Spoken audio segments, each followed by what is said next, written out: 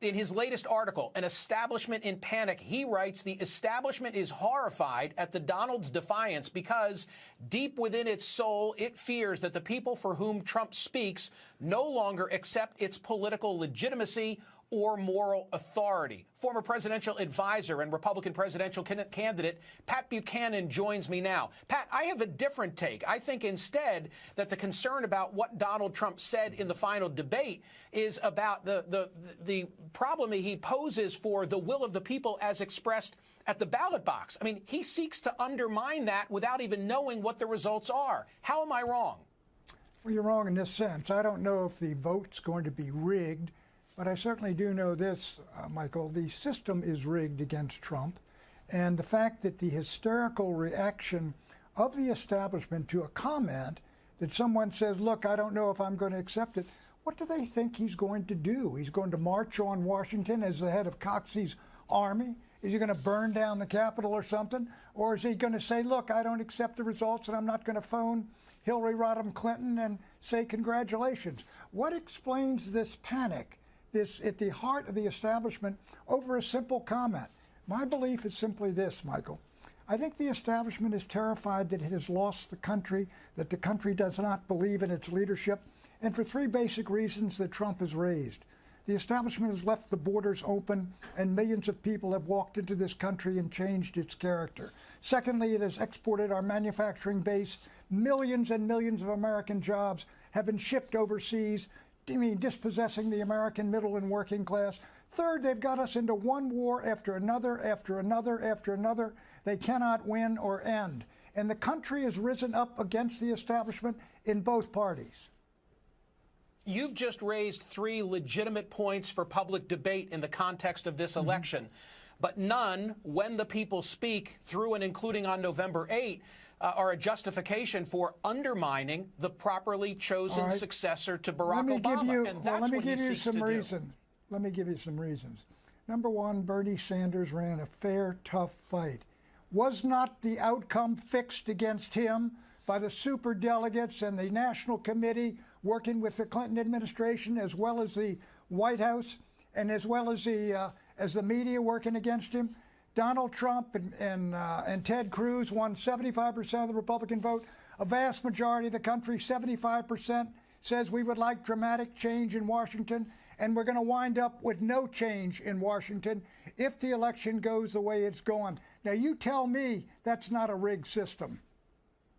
Pat, it's not a rigged system. I mean, Debbie Wasserman Schultz may have had her thumb on the scale relative to the DNC, but I don't think that she affected the outcome of that election. People who went and cast their ballot, you're giving way too much credence and credit to her ability as the head of the DNC to play favorites and influence the outcome. Well, let me tell you, look, the country wants change and it's not getting it. And one of the major reasons is the media.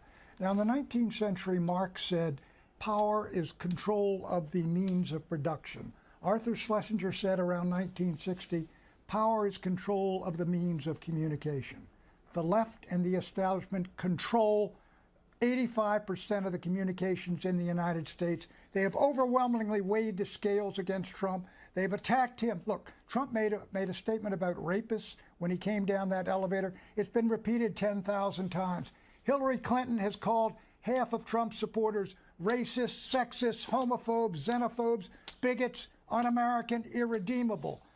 Which of those two quotes has CNN used more often?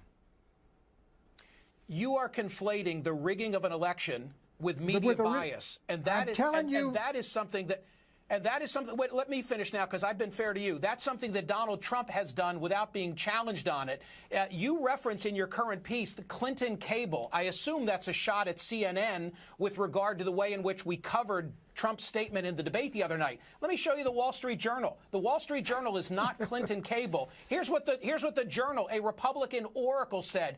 That again is Mr. Trump's ego talking, a man who doesn't like to lose, refusing to take responsibility for his campaign. Voters on the right and left want to have faith in the electoral system. That's my argument. You're setting the stage for people to wake up on November 9 and question the legitimacy if it's Hillary and if she's won fair and square. That's not right.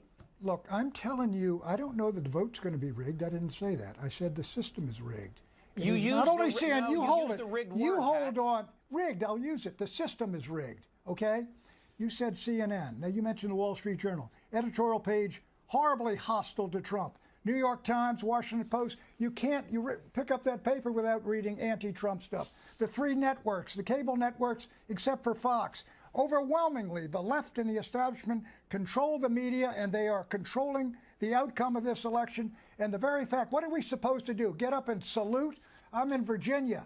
The governor of Virginia 6 months ago says, I'm going to make 200,000 convicts voters by November and by executive order. I'm supposed to salute that and say, isn't this a wonderful example of democracy? The point is, go back to the basics. The borders have been opened up. Millions of people brought in to change the character of the American electorate to where the conservatives in middle America can never win again. That's the point of my column, and it is the truth.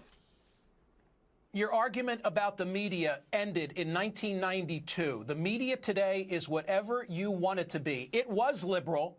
Today, it's Breitbart, it's Drudge, it's AM Talk Radio, it's all of that if you want it to be. Whatever you want to find, it's out there. And here's what I'm saying with regard to your 3 items of substance, which I think are legitimate issues.